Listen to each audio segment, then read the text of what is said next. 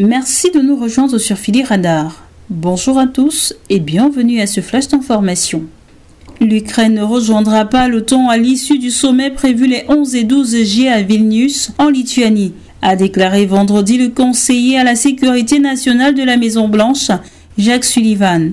Cette déclaration intervient à l'heure où le président ukrainien Volodymyr Zelensky mène une tournée internationale pour obtenir notamment davantage de soutien à l'ambition de Kiev de rejoindre l'OTAN.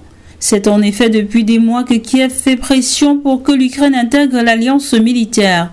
L'entrée du pays dans l'organisation du traité de l'Atlantique Nord dépend toutefois de ses partenaires occidentaux, a déclaré le chef de l'État ukrainien lors de son allocution vidéo quotidienne de mercredi.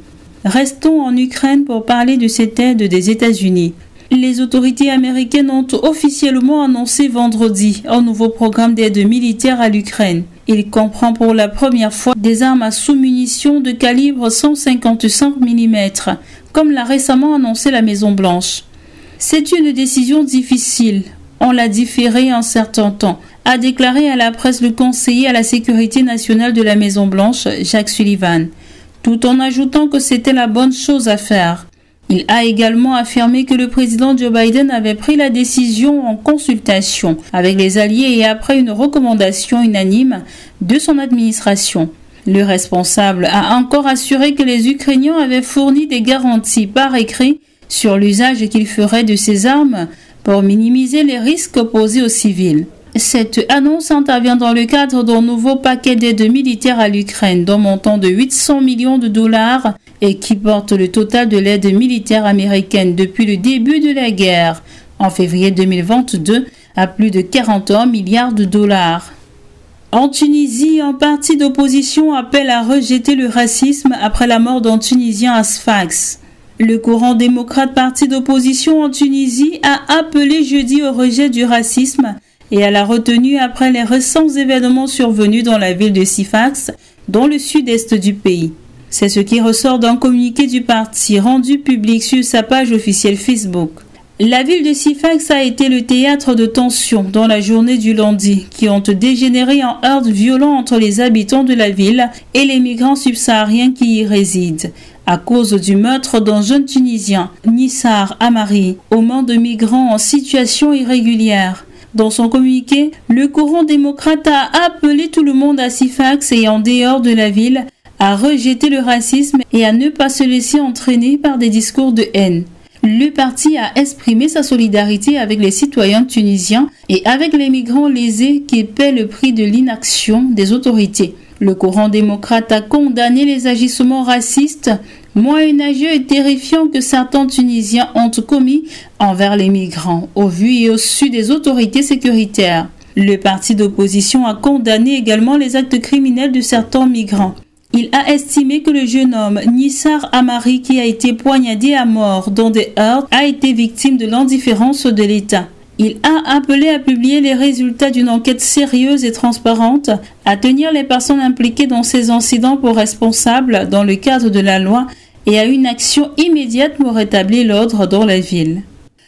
Le gouvernement du Sénégal accuse France 24 de traitement tendancieux de l'actualité politique au Sénégal. Dans un communiqué signé le 8 juillet 2023, le ministre de la Communication, Moussa Bocar Thiam, a accusé la chaîne française France 24 d'un traitement tendancieux de l'actualité politique au Sénégal. Le gouvernement du Sénégal a la surprise de constater, une nouvelle fois, une couverture médiatique tendancieuse de l'actualité politique au Sénégal, depuis plusieurs mois par la chaîne de télévision France 24. Ce traitement sans éthique, sans équilibre, tendancieux et subversif de l'information sur le Sénégal est manifeste à l'analyse de leurs bulletins, émissions, interviews et écrits diffusés en boucle sur la chaîne, lit-on dans le communiqué. Au gouvernement sénégalais de poursuivre.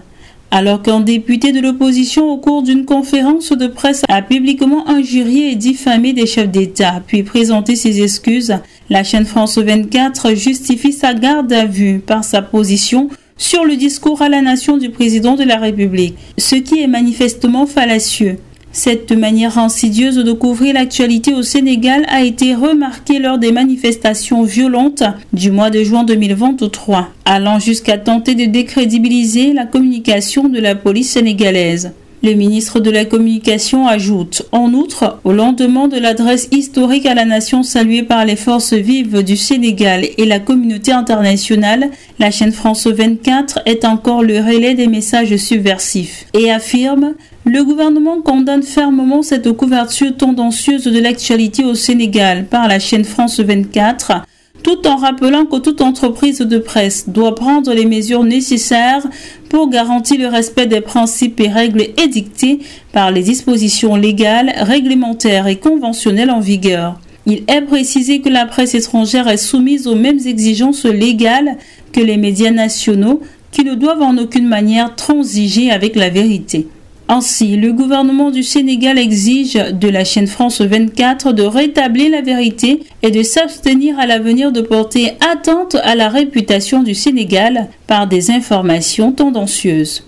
Fin de ce flash d'information. Merci d'être des nôtres. Abonnez-vous à la chaîne si ce n'est pas encore le cas, car cela nous motive énormément. Activez la cloche de notification pour suivre toute l'actualité sur Phili Radar. À très bientôt.